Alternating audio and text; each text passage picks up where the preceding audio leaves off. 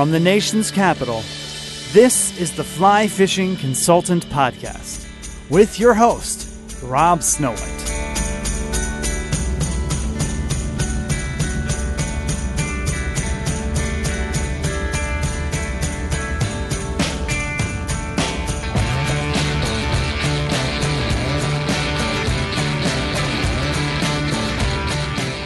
My name is Rob Snowhite, and this is my Fly Fishing Consultant Podcast. This is episode 239, featuring Glen Blackwood from the Great Lakes Fly Fishing Company. I met Glen at the 2019 Fly Fishing and Wine Festival, and he had so much to say about fishing, books, and antique gear, and then about Swisher and Richards. I decided I needed to give him a call and get his whole story on a podcast. So this is Glen Blackwood from the Great Lakes Fly Fishing Company. This episode, we're going to discuss the 5 epicenters of fly fishing, the importance of presentation and your first presentation, Michigan's fishing seasons, possibly the definitive answer for ketchup versus mustard on hot dogs. We'll talk some baseball trivia, and finally, we're going to finish up talking about sandwiches. I want to give a shout out to this morning's clients, Drew and Green Thumb Dominic. I felt bad for Dominic. He hooked a really big bass, and I stood up to get the net, and the wind pushed us towards the shore where the fish was able to swim underneath a floating dock and pop us off. I could have been on the oars or I could have been on the net, but I could not have done both. And unfortunately, I chose the wrong one. So, Dominic, I'm sorry we lost a big one this morning. But I'm glad you guys had fun, and hopefully you're going to put down those spinning rods. This is Glen's podcast. We have Glen Blackwood with us today. How are you doing? I am just wonderful. It's a gorgeous August day here in Michigan. Fantastic. And where in Michigan are you right now? We're in a little town of Rockford, 10 minutes north of Grand Rapids, Michigan. It's kind of central mid part of the state, about an hour in from the coast, if you will, and near the Rogue River, which is one of Trout Unlimited's national home waters projects. So that's our local water. And are you a native to Michigan? Oh, no. I am an immigrant. I grew up in south central Ohio in the Springfield, Yellow Springs area. But my family's roots are in Center County, Pennsylvania. So I learned to fish on the Spring Creek through Center County, as well as a lot of the smaller Freestone streams in Center County, Lycoming, Tioga counties, Slate Run, Cedar Run, Pine Creek, Young Women's Creek, there. So I've kind of bounced around before we ended up here in Michigan. So I've got to ask, which college football, if any, is it Penn State, Michigan, or Ohio State? Well, since I'm an Ohio State alumni, it is Ohio State. Go Bucks. Go Bucks. Long story short, being from a Midwestern family with kind of differentiation roots, I applied to 2 schools, Penn State and Ohio State, and couldn't figure out what I wanted to do. So my family had this big fried chicken Sunday afternoon dinner when I was going to decide where I was going to go to college, and I flipped a coin, and heads was Ohio State and tails had Penn State because Nittany Lions have tails, and it came up OSU. And so, yes, I'm an Ohio State alumni living in Michigan. Yeah, I didn't know about Michigan, Ohio State till I got married. But we're excited for a new quarterback and a new head coach this year. You know, it's going to be interesting, but there's 3 reasons to live in Michigan, and those are trout, grouse, and woodcock. What about steelhead? Does that count as trout? Steelhead falls into the trout or the anadromous category. Okay. Certainly. Well, I guess we'll get into that. How long have you been in Michigan now? Well, I've been here for more or less the past 30 years. I started my fly fishing career here. Kind of a long story, don't want to bore a bunch of people with, but had an opportunity to go to work for Dick Popst at the Thornapple Orvis shop in Ada, Michigan years ago. And went to work for him, and then kind of digressed and moved a couple other places, and then came back to Michigan, and we've been here and raised our family ever since. And how many kids do you have? We have 2 children, Kathleen and I, and we have a daughter, Megan, who actually for because where you are, lives inside the Beltway, graduated from GW and works in DC. All right. And then I have a son who is still here at home, is kind of the, what should we say, lives in the computer world. So we're very fortunate. We have two great children and be able to play. Yeah. How did you come about becoming a fly shop owner? That's a really, really long story. The short answer is crashed and burned in one business, and kind of went on a walkabout, and about the only thing that I could do that was somewhat reasonable was catch fish. So Dick and Nancy Popes at the old Thornapple Orvis Shop gave me an opportunity, and I went to work for them. And then went on and worked for Scott Fly Rods for a while, and they got married in between. And my wife's father was having some health issues, and we had to come back to Michigan. And there was a fly shop here that was in distress, and I got asked to look at it. And quite honestly, I thought we were going to go back to Pennsylvania. I thought. I was going to live somewhere in the Pine Creek Valley between Slate Run and Cedar Run and do something. And one thing led to another, and we've had a pretty good run here for close to 25, 27 years. That's fantastic. And do the children fish? Both our children fish. Megan and her significant other, Reed, are probably stronger fishermen than Ian. Ian's a really good catcher. When fishing's good, he likes to play, but when things are tough, there's other things he'd like to do. Okay. And my wife fishes as well, and it's kind of the same way. It's kind of a blessing and a curse. Teaching children to fish and becoming impassioned about it is really a challenge for lots of people. My family's had some great opportunities over the years, and what do those opportunities make of them? Some people love it, and it's not everybody's cup of tea. At the end of the day, when you play around the golf, you find success 18 times and you put the ball in the cup. And in angling, fly fishing, you can cast 1,000 times and still come up empty. And it really depends upon the individual's personality to see if they grasp it or not. Do you get to spend time with your wife on the water and argue or not argue? Most of the time when I'm on the water with Miss Kathleen, or Kathleen, I should say, I say, yes, ma'am, no, ma'am, yes, I'll be glad to tie on your fly. Yes, you made a nice cast. You might want to mend there. But no, we certainly don't argue on the water. It's fun to get out there and spend that couple's time together. Did you have any mentors that really helped you get into fly fishing, where you'd be able to go work for Scott and work for an Orvis shop and then eventually own a store? Mentors, I have more mentors than I can count or discuss. It starts with my grandfather, my father, and a bunch of old men in central Pennsylvania. So that old school style Pennsylvania fishing from mid last century. And, and I sometimes sounds like I wear this on my sleeve, and I'm not trying to, but my great-grandfather had a timber camp, several timber camps in central PA. If you drew a line from Phillipsburg to Snowshoe, Milesburg to kind of Port Matilda on the map, my grandfather or great-grandfather and his contemporaries timbered that stuff. And my grandfather grew up in the timber camps back when they timbered with horse and wagons. Wow. And those guys learned to fish not for sport.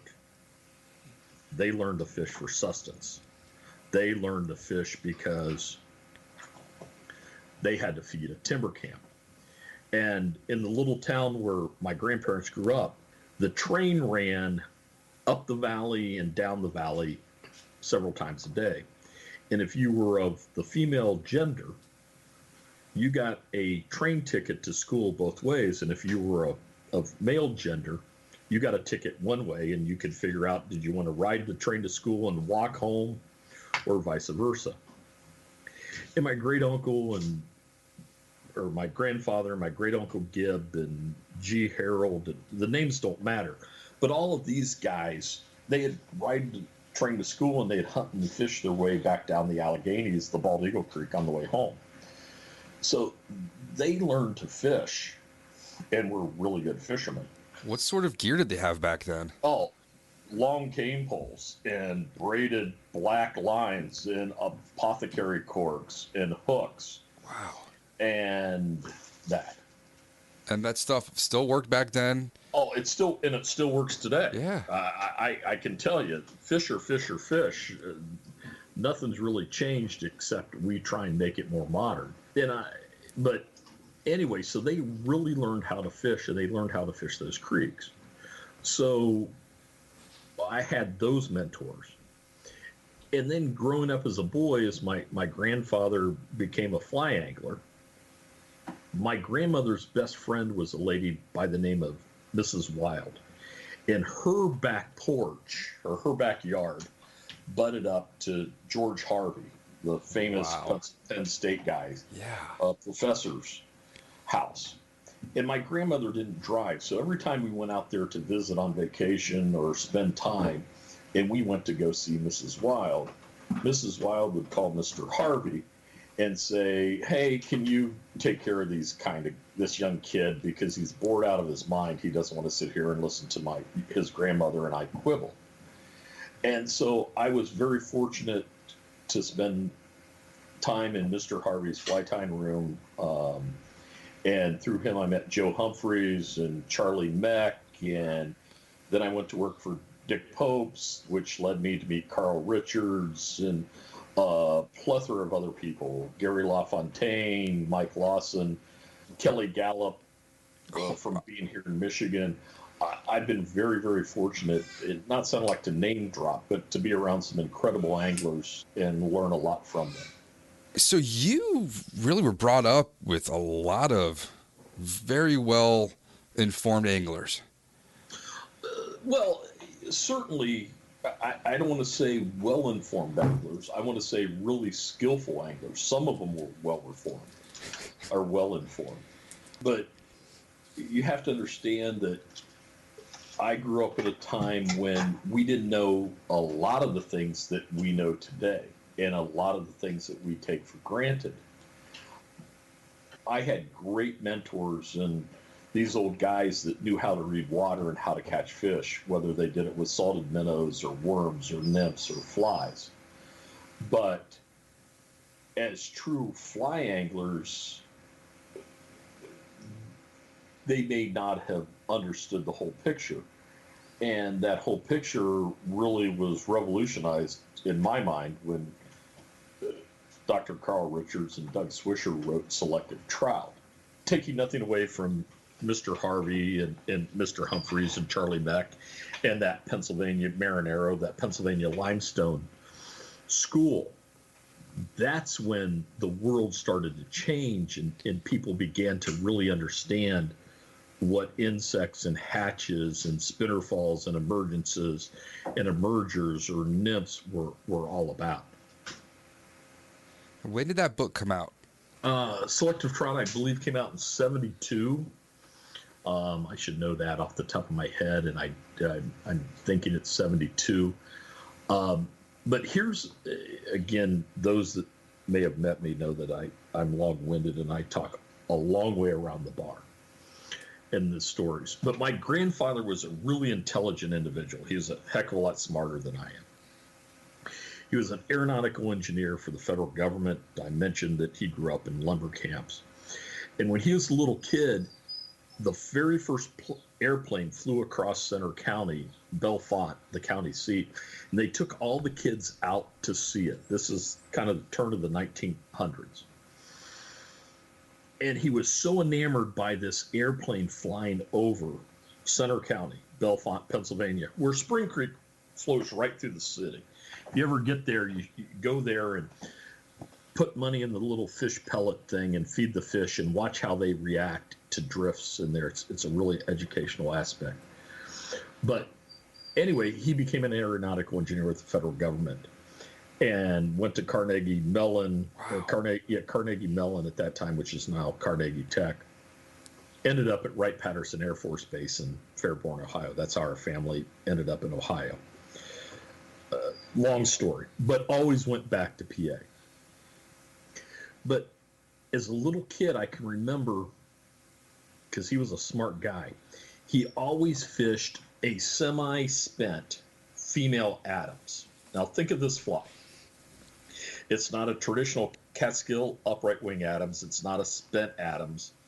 It's a half-spent female Adams that had an egg sac tied on the butt.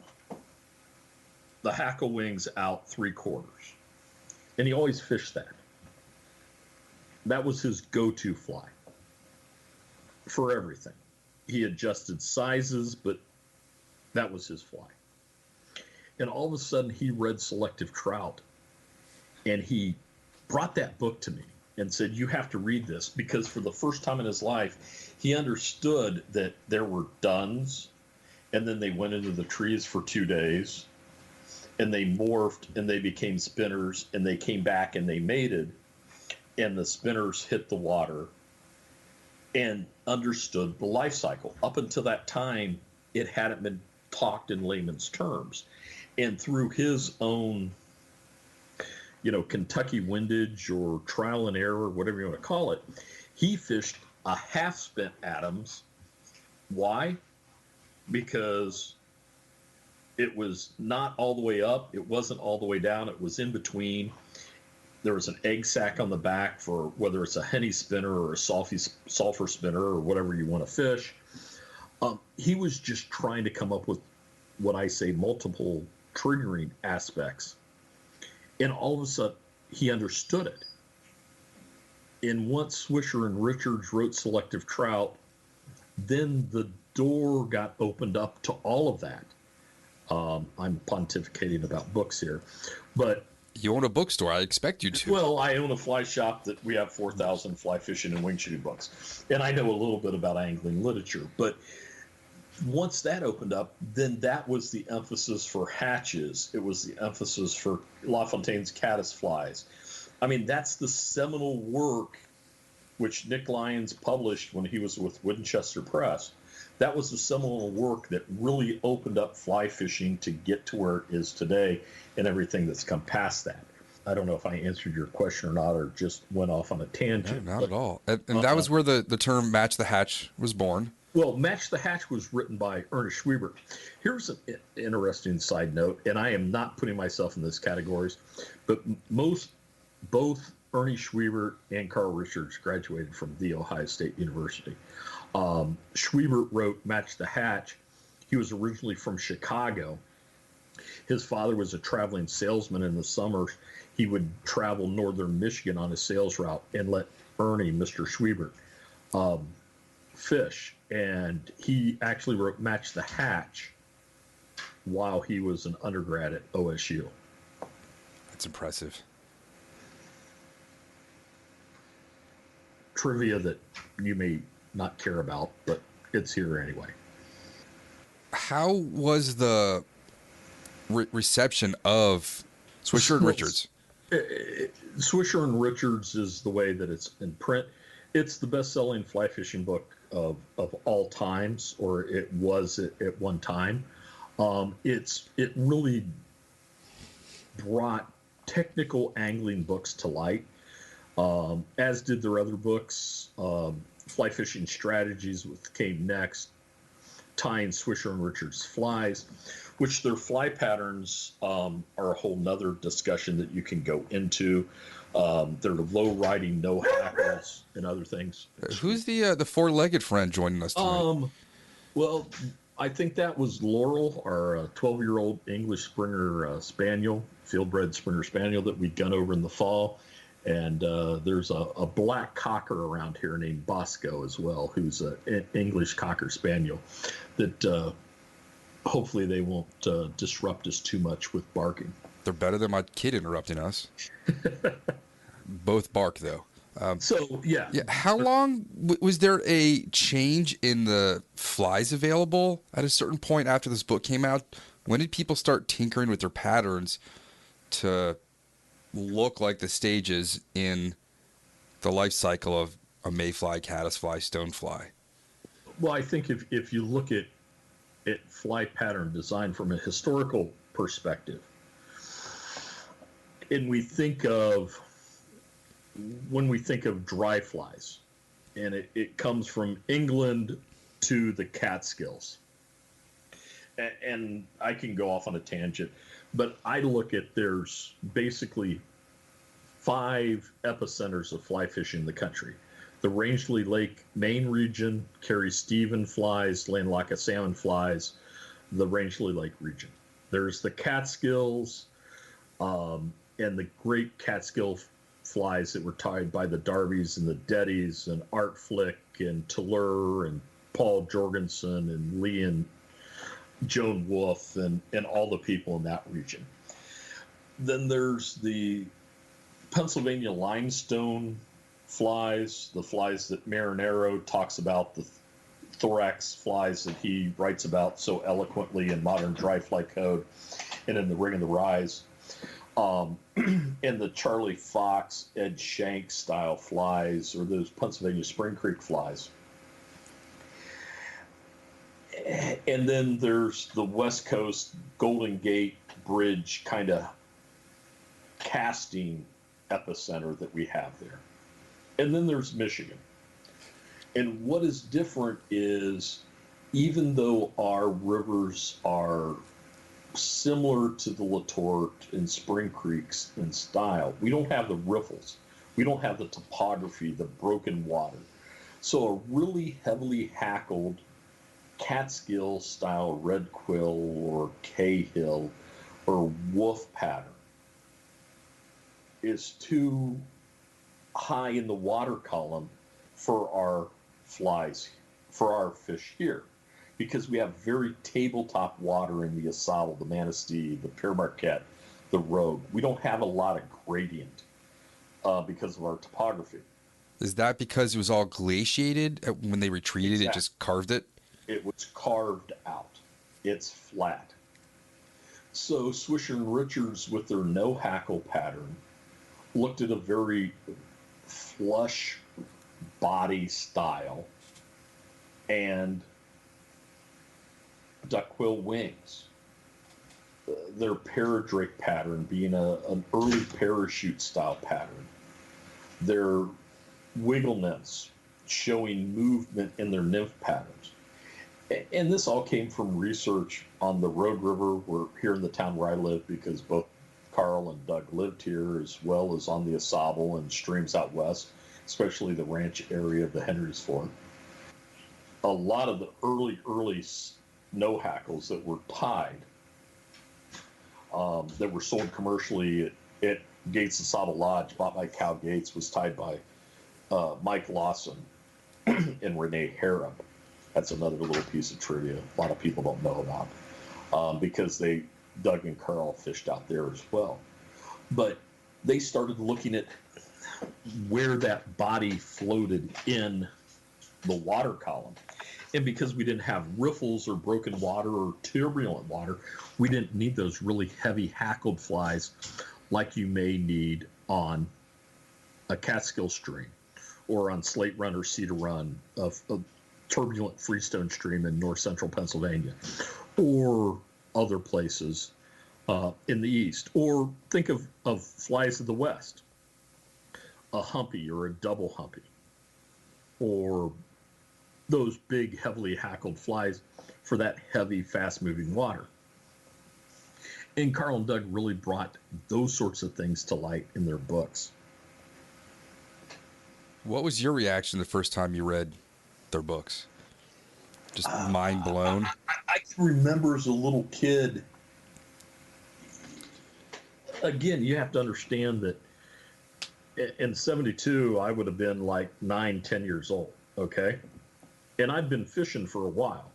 And I'd been on some pretty technical trout streams by modern standards. I mean, I'd fished Spring Creek with flies. I'd fished Spruce Creek with flies. I fished Slate Run, Cedar Run, Pine Creek, Young Women's Creek, Kettle Creek with flies. With very limited success, I might add. But all of a sudden, it made sense why sometimes bugs were going up in the air and sometimes bugs were coming down in the air.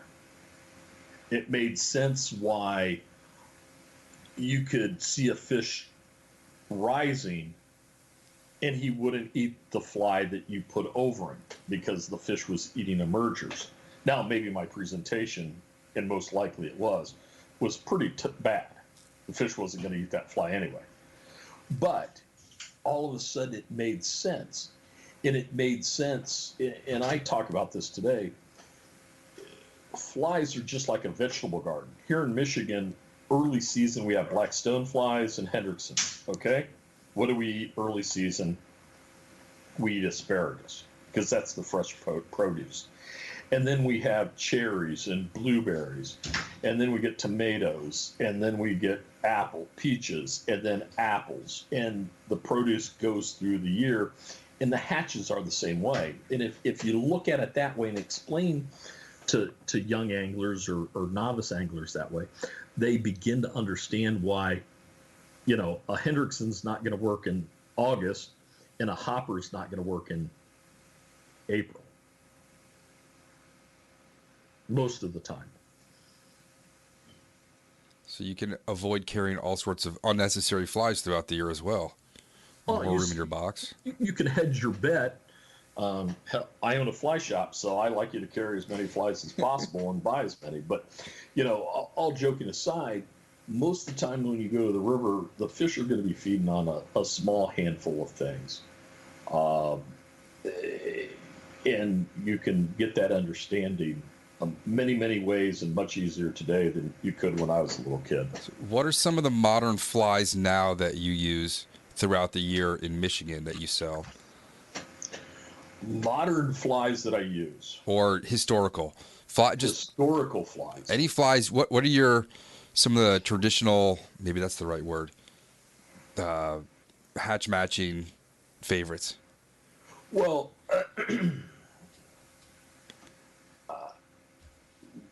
starting with Hendrickson's and going through, I fish a variety of Hendrickson flies. I think one of the things that I'm going to say, and I'm not trying to be hesitant about this, but I fish flies that are slightly different than those that come in the bins at our store, because everybody's buying the flies in our store. This is very candid, and probably I shouldn't say this on your webpage.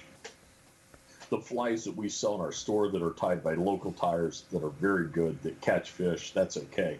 But I want my fly to be a little different. If I sell 10 dozen sulfurs today and I go fishing tonight, I want my fly to be a little bit different. So I look at patterns, and for a long time I've said that I look at a broad variety of patterns, and I try and, like Pennsylvania flies, if I see a really cool fly in Pennsylvania, I'll fish it in Michigan and Montana. Probably not going to fish it in Pennsylvania. If I find a really cool Montana fly, I'm going to fish it in Michigan and Pennsylvania. Probably not going to fish it in Montana, because it gives the fish a different taste. This time of the year,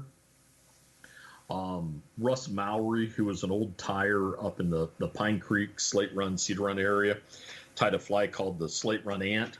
I fish a lot of Slate Run Ants in Michigan this time of the year.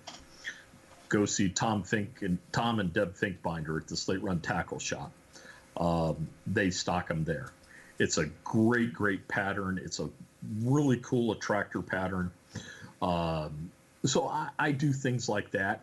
But by and large, I'm a pretty much match the hatch style fisherman. If you get in the streamers, the pendulum in this sport swings so much. It used to be, when I was growing up, everybody had to have short rods, and then we went to big, long rods, and now we're kind of coming back in the center. And it used to be that we fish single hook streamers, and then we went all the way to huge, articulated monstrosities, which catch fish, don't get me wrong, and they catch big fish. But as I joke around, big fish scare me, and sometimes I just want an average side fish to land. So I'm fishing a few more traditional kind of hairwing streamers, traditional, zonkers, muddlers, things that might have been in vogue, if you will, a few years ago, and aren't seen as often as a double zoo cougar or whatever fly of the day that you want to throw out there. Now, the fish have not changed, so the flies still work. Now, they've been around for I don't know how many millions of years, and in 60 years they've not evolved to not like a fly pattern. Well, unless they see it way too often. We're going on a whole different tangent here, but the premise of my life and my business and everything that I do is based upon this one principle. The perfect fly with a bad presentation will not land you a fish. But the wrong fly with a perfect presentation will get you in the game and give you opportunities. So I think, again, you got to understand that I come from this old school of old guys that taught me to fish with live bait, crickets, and night crawlers, and things that are probably heretics to the born-again fly fisherman. Not sounding crass, but that's what I did on this podcast. But I learned to fish old style a long time ago. And I don't care if you're fishing bait, you're fishing a hard bait, you're fishing a spinner, you're fishing a crankbait, you're fishing a plastic worm for a bass, you're fishing a fly, nymph, dry, streamer, or merger. It's all about the presentation. And presentation is the key. Any particular casts you prefer to, say, get a parachute fly down or a split wing? The first cast is the best opportunity to catch any fish. And I'm not going to say that you're not going to catch a fish on your second, third, fourth, fifth, 18th cast. But here becomes a question, and in my programs and in teaching, I ask people this. If your goal is to catch 10 fish today, do you want to catch them on 10 casts, 20 casts, 40 casts, 80 casts, 160 casts, 320, 640, 1280? I can keep doing the math, so can you. And catching 10 fish on 10 casts is unrealistic. But with that said, if you cast enough times, you're going to luck into some fish that's going to eat your fly to make your day. It's just random numbers. So if we want to be efficient and we really want to be technical about it, and I guess I'm a kind of a technical angler at times, how do we do this so that we maximize our opportunities? Our first cast is always our best chance to land a fish. And I would ask people listening, bear with me here because I go a long way around the board. How many times have you made a great cast, made a great mend, had a great drift, a fish comes up and eats the fly, and you're so amazed that the fish ate the fly that you muddle the hook set and you miss the fish? Well, let's look at everything we've done. We've picked the right fly, picked the right tippet size, we've made a great cast, we've made a great mend, we've had the perfect presentation, and we don't have the confidence to believe that that fish is going to eat the fly because we make 50, 60, 80, 100 casts with nothing happen. I think you need to be so mentally focused that each drift a fish is going to eat, that you never miss those. And there's a lot of analogies that professional batters, baseball players, and golfers can talk about that can cross over into fishing. If you think a professional golfer is 40 feet away from making an eagle at the Masters or the British Open or wherever, and he just thinks he's going to putt it close for a 2-putt, no. He has the mental confidence and he plays that putt out in his mind so it falls in the hole. Why don't we do that with fishing? Why don't, before we make that cast, we think, I've got to cast, drop the fly lightly, make a mend, feed it down, the fish is going to eat there. I find myself a lot of times on a really good drift going, eat it, for no other reason than it's focusing me, so when the fly disappears or the indicator moves or the streamer gets ate, I can set the hook. You've got to be ready for a fish on every cast, otherwise you're going to miss them. Mm-hmm. That's the one thing about fishing. Exactly. It's the one thing I can concentrate on when there's all sorts of other stimuli going around. I can watch that fly or my clients the whole time. It's that hard focus, and I don't want to say that it's all about that. It's not about the numbers. You have to enjoy the mink running up the bank or whatever, the bird flying over or whatever. But still, your first cast is always your best opportunity to catch a fish. What are some of the fishing seasons for Michigan that you work? Well, one of the great things about Michigan is because of Lake Michigan and our anadromous fish species, salmon and steelhead, we really have a 365-day-a-year fishery, weather dependent. January and February can be kind of challenging, but on good winters, we can fish year round. So whether it's trout, salmon, steelhead, from a cold water fishing perspective, we have those opportunities. But also within a stone's throw of my office or the shop, whatever you want to call it, or my house, you've got opportunities to catch smallmouth, largemouth, panfish, carp, northern pike, muskies. So being here in Michigan, we have a wonderful opportunity. So if you start the trout, say you start the fishing season in March with steelhead, and then by the end of April, we're into trout, and we have that through the hex hatch in June into July. And now we've got hot, low water. For trout fishing, we can go to smallmouth or warm water species.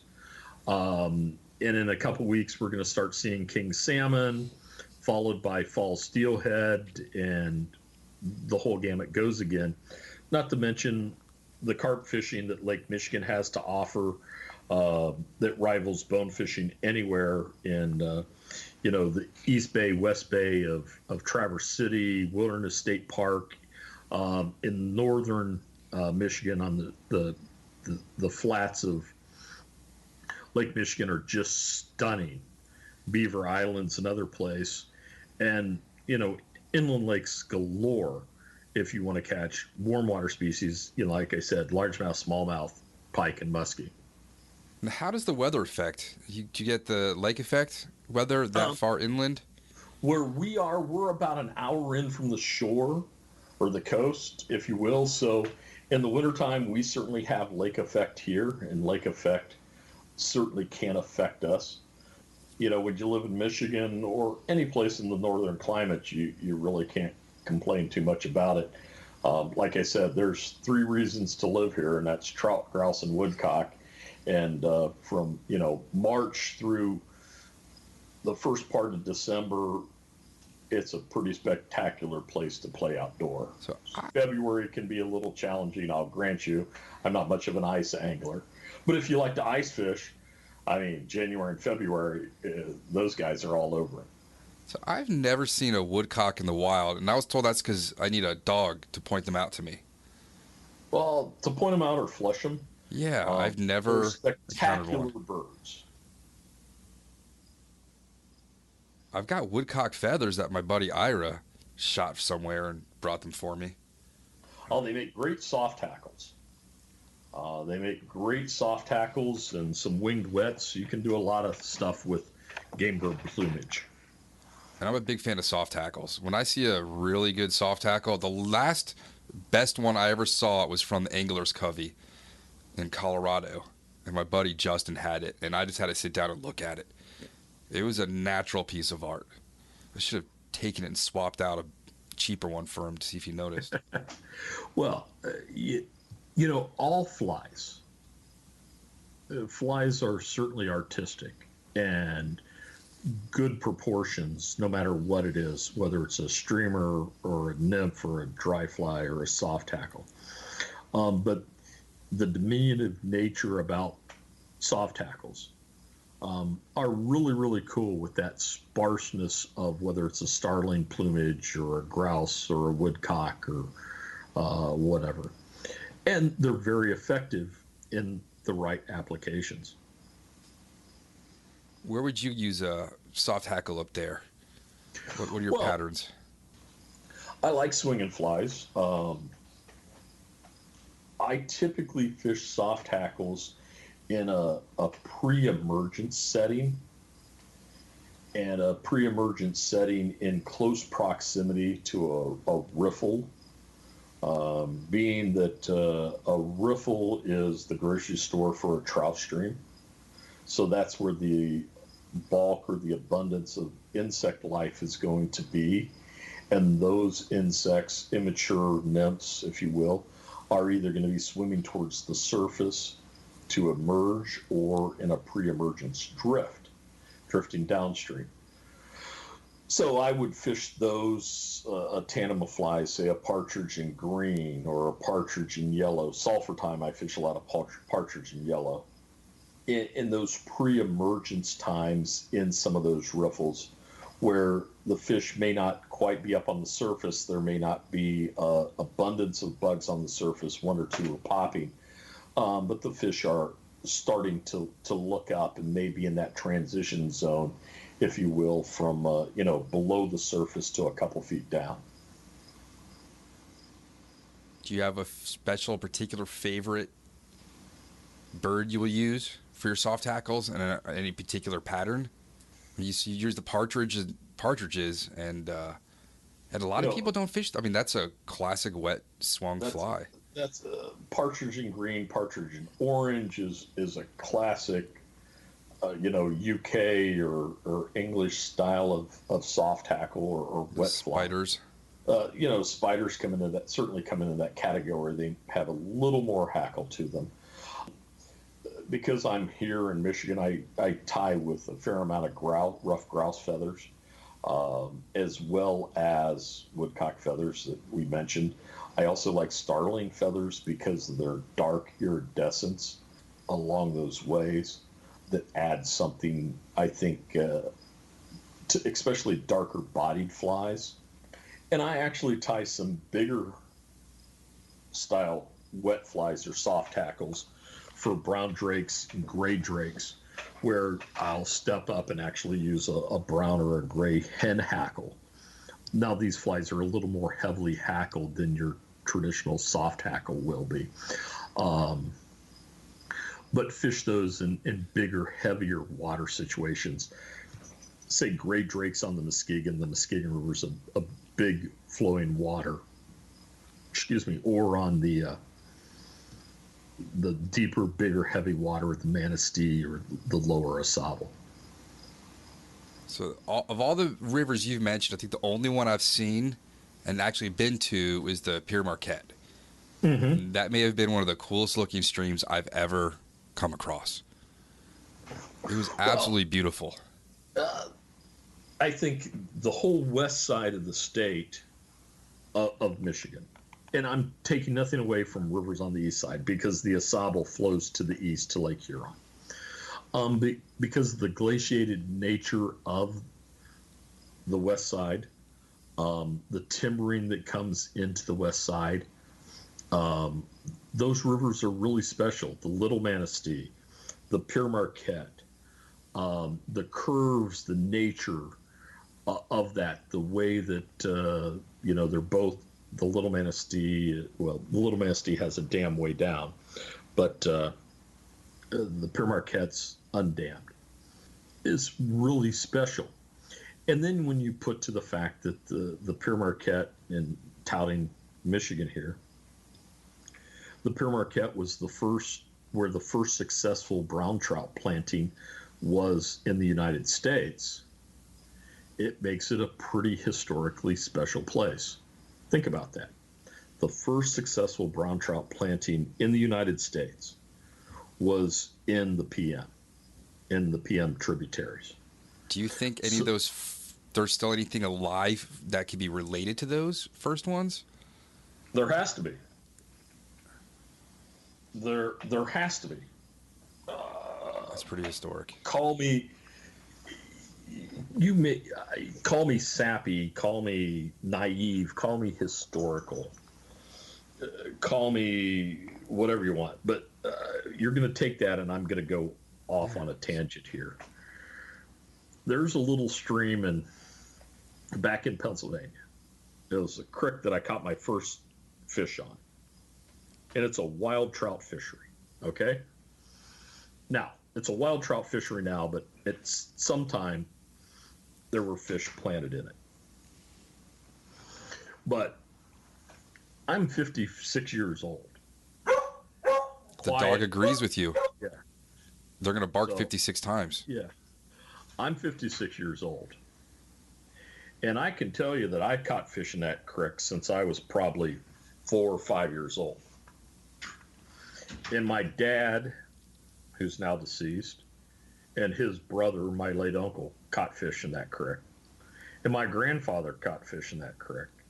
And my great-grandfather caught fish in that creek. Not to mention great uncles and cousins and numerous other people, okay? And if you look at the data, it goes back to people who have been fishing in that creek kind of right after the Civil War, and maybe before that. And there are fish, wild fish. You can go there each October and go to this place and see spawning brook trout right now, or this October. Okay? There's a big cedar tree, and if you think of the cedars of Sinai and the history of cedar trees and dating back to biblical times, and I'm not trying to really go off on a philosophical viewpoint here, but how long has that cedar tree been there? Hell, I have no idea. That cedar tree could have been there 300-400 years, because it's a big critter. And how long have those fish been there? And they've overcome every atrocity that man has thrown to them, because there's still cold water, there's still gravel, there's still aquatic insects, and they still have refuge.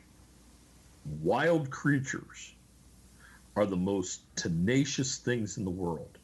We would roll over and die. Humans would roll over and die dead 10 times over for what it takes a wild creature to give up the ghost because of their tenacity. Absolutely. And then, I bet you didn't think you were going to hear that tonight. I love all these stories. How about we start talking about, we already mentioned the books. You've got quite the collection. How long has it taken to build your library at your store?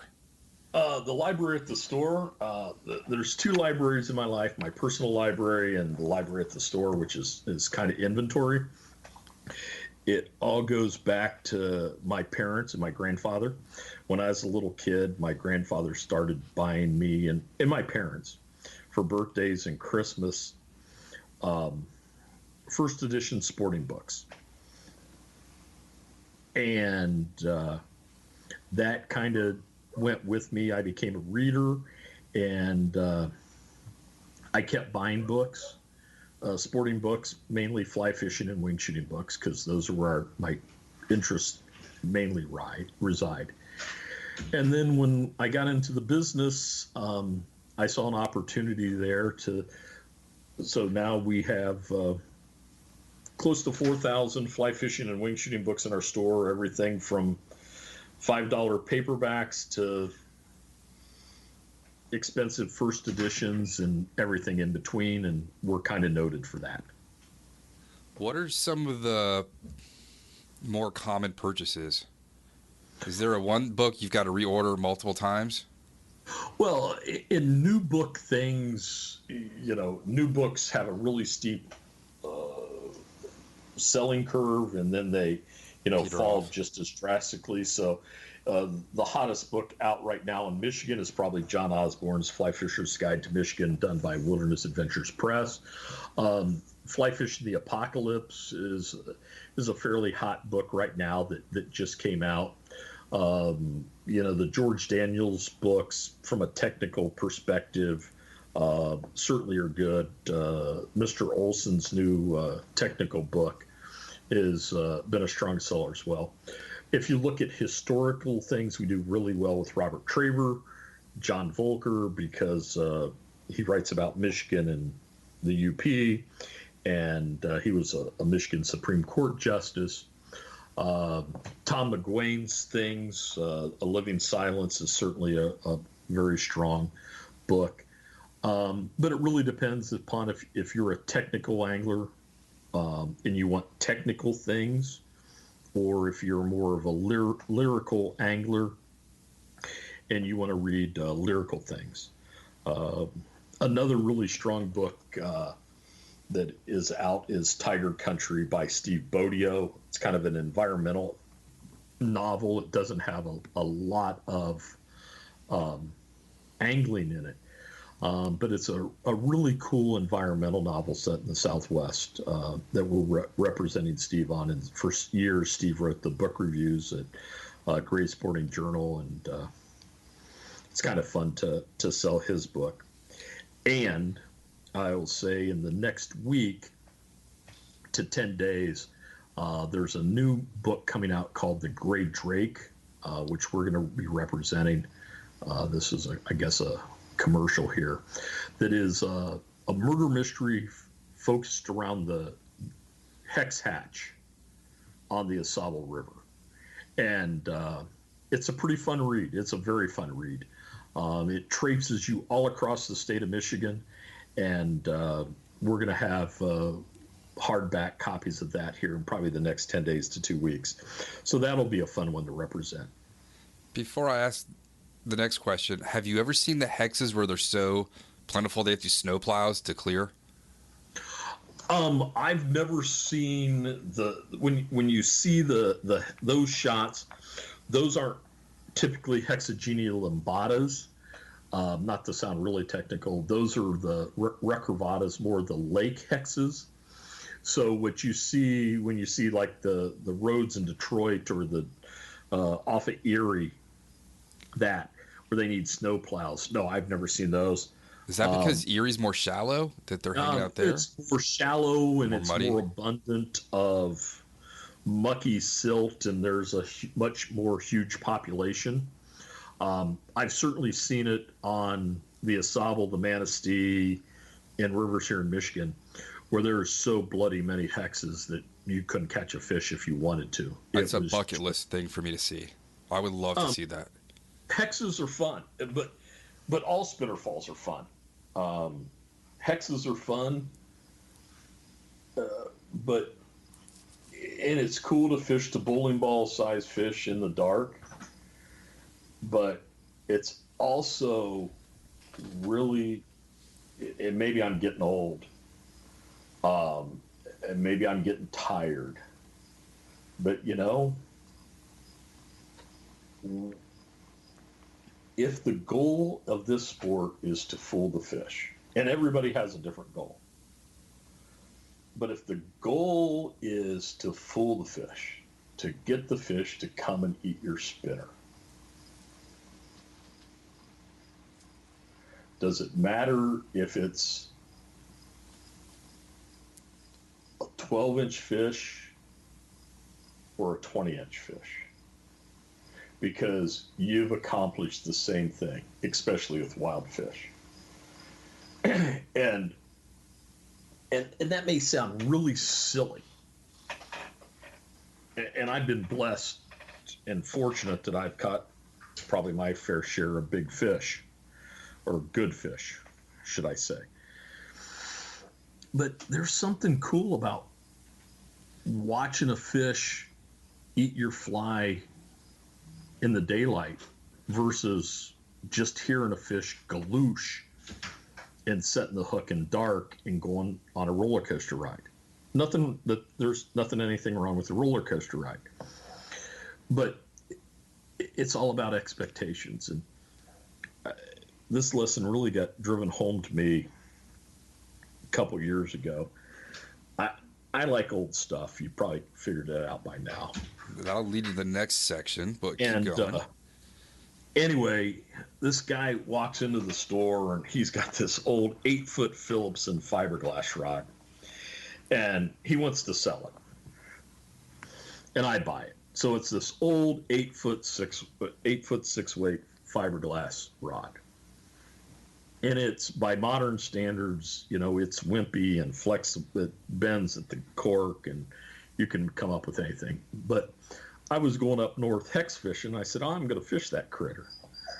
That's the rod I'm going to fish. So I take it out, put a reel on it, put a fly on it. I'm standing in this bend waiting for a fish to go. And in this back channel behind me, this fish starts feeding. And it sounds like it's a decent fish. Nothing huge, but it sounds like a decent fish. And so I turn around and I start to wade up this little back channel through the muck and the mire. And again, we're hex fishing. So we're fishing big flies and we're fishing big tippets. And I'm trying to reach this fish up in this little back channel type of pool pond there on the upper Manistee. And I bury my back cast in a cattail. Okay. And now I'm pulling on this cattail trying to break this fly free. And I can't do it. Okay. The cattail stock is bending over. The rod's bending at the grip. My tippet's too hard. I'm not going to break it off.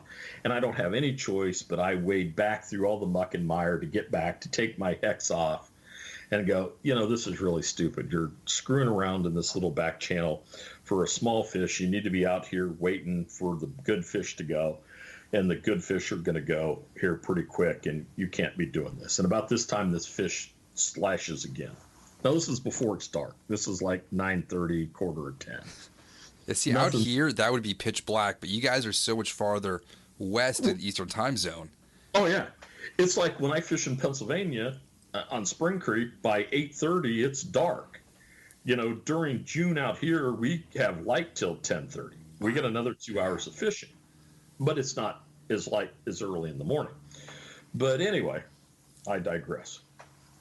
So this fish slashes again in this backwater. So back through the muck and the mire, I trudge and I throw this cast and I get it out there, and this fish feeds, and I set the hook and I hook this fish, and it kind of turns sideways, and I get a glimpse at it and I go, what are you screwing around with on a 15,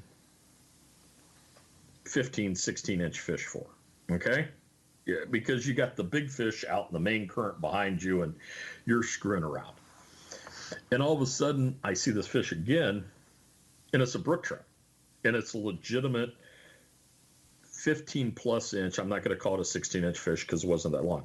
But it's a legitimate 15-plus inch brook trout that I land. Well, I'll tell you, that was the best trout,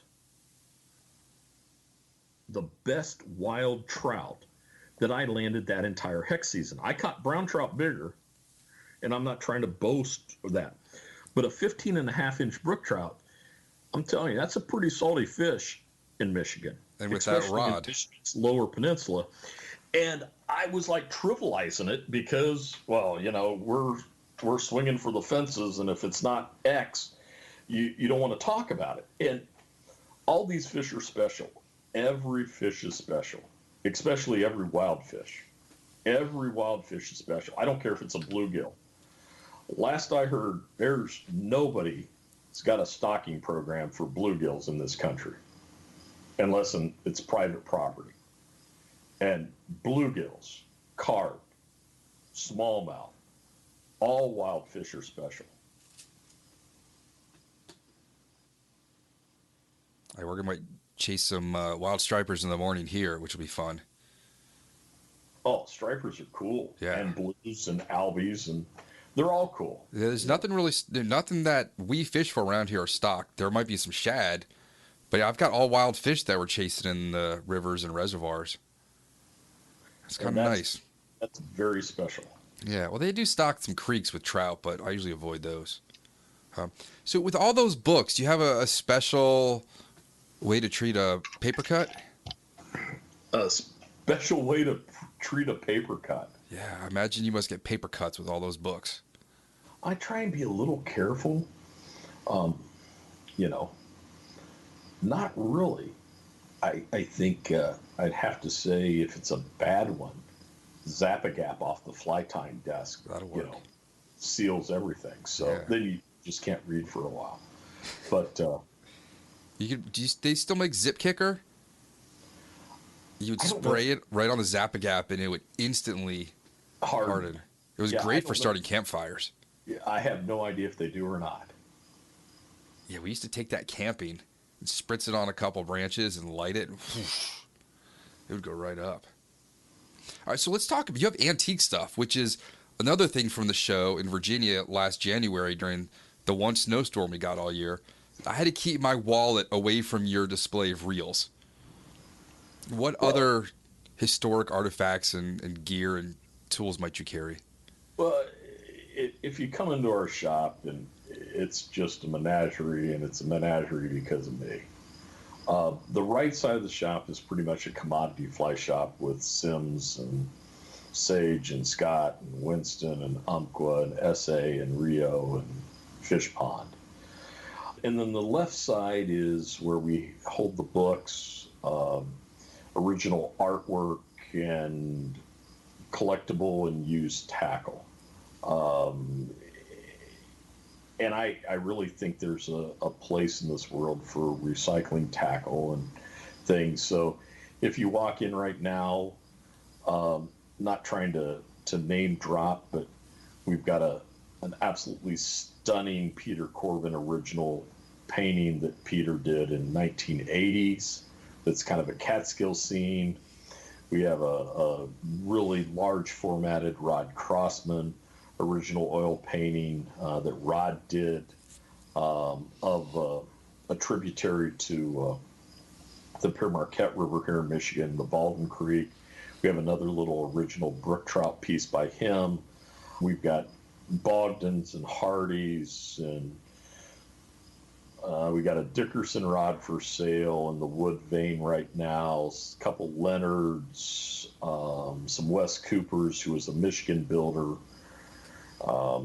We're fortunate, the best way to describe me is I guess I'm just the Fred Sanford of fly fishing equipment up this way. And if it can cast or hold a line or has something to do with angling or the outdoors, I'm interested in merchandising it. So it's kind of an eclectic place.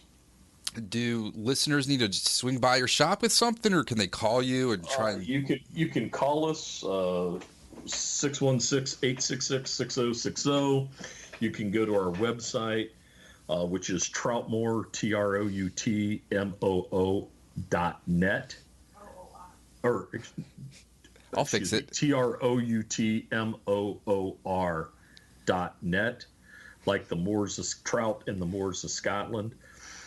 You can see us at a variety of shows in your neck of the woods. Rob, we'll be back at the Fly Fishing Wine Festival this year.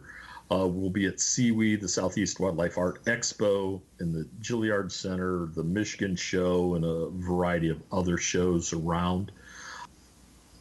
We keep a list of if people are looking for things.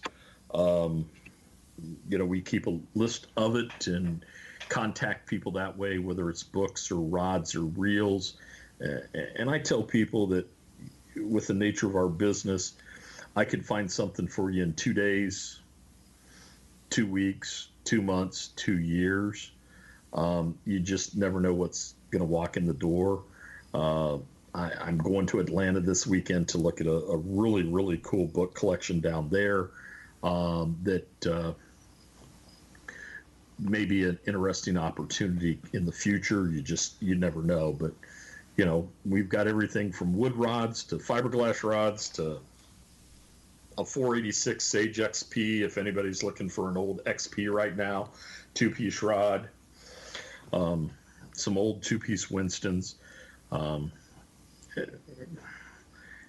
I said, it's just a menagerie, hole-in-the-wall place that some people kind of like to hang out. What if somebody brought into you would make you over the moon, like the Honus Wagner of fishing gear?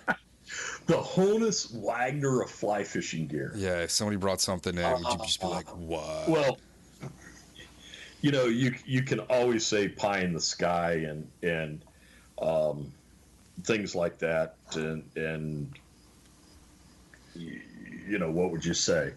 A Pere Brandon rod would be really cool. A baby Bogdan would be really cool. My wife Miss Kathleen's looking at me right now going, oh, we don't need another Brandon or a baby Bogdan. A Payne Canadian canoe, there's things like that. But I really like Fenwick. I really like old Fenwick fly rods in the brown triangular case with white caps and plaid flannel bags. And if you want me to become giddy, if one of those walks into the shop, we probably can do business. That's awesome. I mean, and the thing about that is that's going to really sound weird to some people, but two things about it. A Fenwick fly rod was the first nice fly rod that I ever had. And this is back when Fenwick was kind of a leader in fly rods in this country and had their Lunker Gazette and had their casting classes in West Yellowstone with Maggie Merriman and at the Golden Gate Casting Club. And those rods are really, really nice rods, even though they're made out of fiberglass. But the rest of the story is that the person who designed those rods was a guy by the name of Jim Green. And when he left Fenwick due to a series of buyouts, he went on and started a little company today we know as Sage Fly Rods. And I don't care, and I learned this from Larry Kenny when I worked with Scott Fly Rods. I don't care what a material is made out of. It can be bamboo, it can be fiberglass, it can be graphite, it can be whatever you want. But a well-designed fly rod is well-designed. And a poor one is poor. The material doesn't matter. And those old Fenwick fly rods are pretty nice fishing poles, especially if you fish kind of like I do, and you like a rod that deflects and is kind of soft, and you don't think you need to cast a country mile to hook a fish. Right. Most fish within 30 feet of you. Yes. All right. So I got some other questions I'm going to ask you now. Okay. What's your favorite Harrison Ford movie? What is my favorite Harrison Ford movie? Wow. Let me ponder that for a second. Where's the best sandwich you've ever eaten? The best sandwich is Mike and Rosie's Deli in Springfield, Ohio. They got this really cool swish machine. I don't know how to describe it, but they take their sandwiches and they wrap them up in foil and they put them in this machine that's like a giant panini press, only it's got scalding hot water, and the hot water comes out the sides and goes shh, but it like instantly melts your meat and cheese and bread into this chewable, wonderful, delectable piece. Mike and Rosie's Deli. Yum. In Springfield, Ohio, followed by second best, a varsity club sub at the varsity club on the campus of Ohio State University in Columbus. We went to a wedding there once. I'll have to go back. And the third best sandwich is the Slate Run Tackle Shop's Tom and Deb Finkbinders Italian sandwich that they do at the Wolf General Store Slate Run Tackle Shop in Slate Run, Pennsylvania. And that's the place with the ant pattern. That's the place with the ant pattern. All right. If you had a DeLorean that could travel back in time, where would you travel before modern humans have destroyed the environment? Yellowstone National Park. If there was one famous angler you could go back in time with or fish with a living angler, who would you choose? One famous angler, living or non-living? Mm-hmm.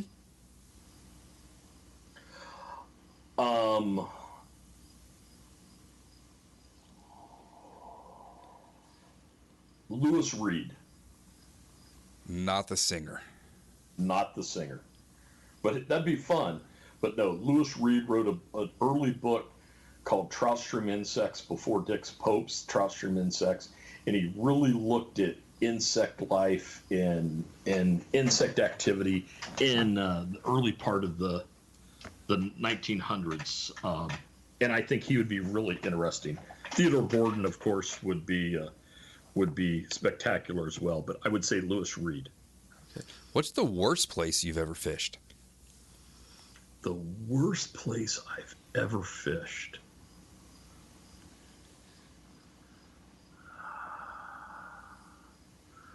Probably the Olentangy River on the campus of Ohio State University. But the sandwiches are right across the street, so you probably ended up there quicker. Fishing was bad, but the beer was cold. Yeah. What's the strangest thing you found while fishing? The strangest thing I found while fishing. The strangest thing I found while fishing. I will say those giant clams or mussels in the Olentangy are pretty strange. I also found a prosthetic leg in the Olentangy once. I'm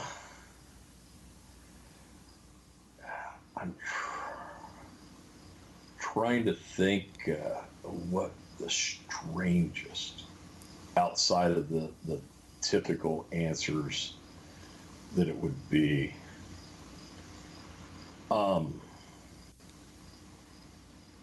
Probably old pink, old-fashioned foam hair rollers, like my mom used to roll her hair up before she went out to dinner on Saturday night. Yeah. I remember my friend's mom used to use orange juice cans. I'm like, dude, you got to drink a lot of orange juice to make your mom's hair. But Tim could do that. And Tim, wait, if you're listening, call us. Also, I forgot to ask at the beginning, what's your celebrity doppelganger so people can picture you while they've been listening?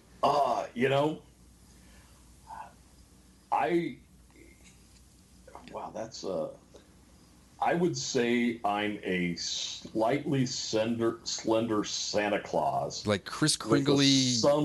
With a summer cut beard and white hair. It's like if Santa Claus and Hemingway had a love child.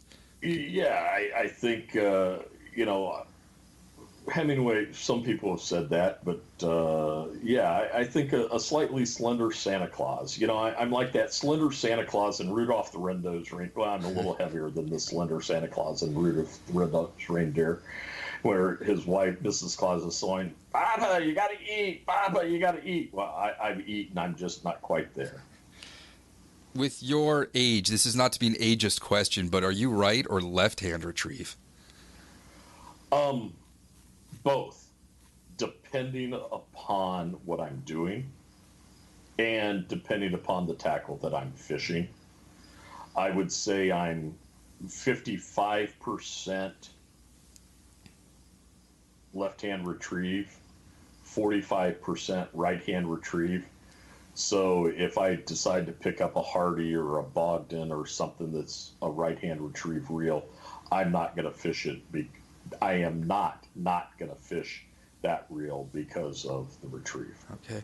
If you only had to use one species of bird for the rest of your life to tie with, what would you choose? One species of bird to tie with for the rest of my life? Mm-hmm. Oh, that's a no-brainer. It's a chicken. You can do so much stuff from dry flies to wet flies, marabou, whatever. It would have to be a chicken. All right. What about hot dogs? Do you put ketchup or mustard on them? The age-old question. Both. And you've got conies up your way, I believe, right? Oh yeah, there's lots of conies up this way. Love the conies. I just last weekend I did an event in Fenton, Michigan, over by Flint, and actually ate at a 24-hour hot dog place for breakfast. But I didn't have a coney dog for breakfast, but they served that. But you want to know, this whole mustard ketchup interesting thing all dates back to before refrigeration. And if you put ketchup on hot dogs in ballparks, bees and flies and everything came because of the sugar acid. So that's why people only said you use mustard. How about that? That's a little piece of trivia. That's how it always got started, because the vendors walking around, because they didn't have bottles, they just had open vats and everybody would slather them on. Bees and insects would go to the ketchup. So anyway, Interesting. Little piece. Here's a piece of baseball trivia if you want to talk about hot dogs. Who's the only pitcher to pitch a no-hitter in the major leagues and lose? Think about it. Pitch a no-hitter in the major leagues and lose. Elliot, the local DJ here in the morning, would know exactly. I don't know. A friend of my father's, a guy by the name of Harvey Haddix, who pitched for the Pittsburgh Pirates. He pitched 9 innings of no-hit ball, came out in the 10th, and they had him intentionally walk the first batter. He stole second base and scored on an error. Oh. And he lost the game 1-0. Oh. Anyway. That's heartbreaking. I like baseball, too. What's your most played album? Most played album? Most played album. Nancy Griffith's One Fair Summer Evening, or Jackson Browne Acoustical #1. Okay. Do you have a drink of choice if you ever come over while visiting your daughter? A drink of choice. Yeah, what's your drink? Doesn't have to be booze. I like Newcastle and Bushmills. All right. Bushmills apparently is going to stop being sold in Virginia soon. It's going to be on sale, I believe, as well. You can send your daughter to this side of the river. I was going to say. Yeah. All right. Let's go with one more. What's the best advice you've ever been given? The best advice that I've ever been given.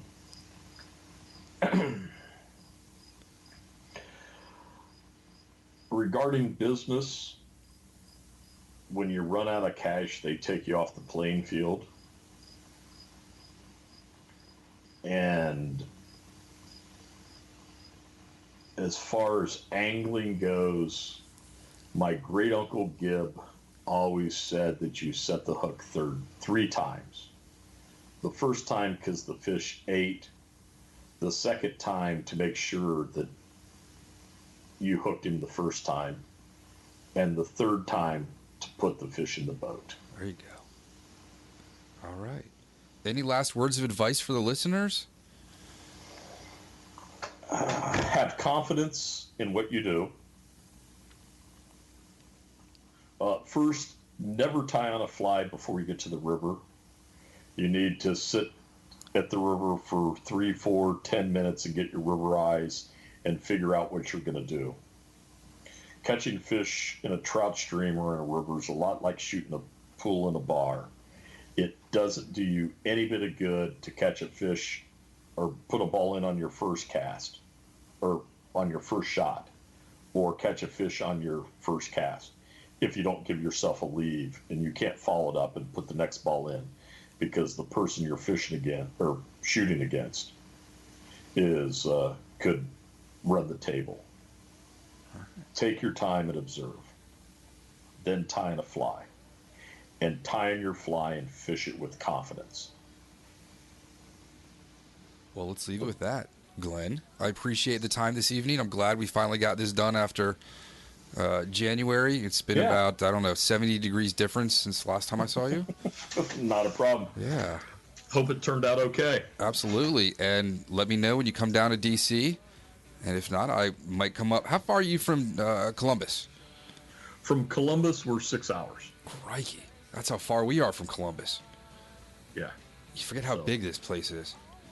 Exactly. So, yeah, are you going to be at the Fly Fishing and Wine Festival again? I plan to be there. We'll catch up with you then, if not before. We'll drink some Bushmills. Sounds good. All right. Thank you so much. Bye-bye. Good night. Thank you for joining us for the Fly Fishing Consultant Podcast. For more information or to contact Rob, please go to www.robsnowhite.com.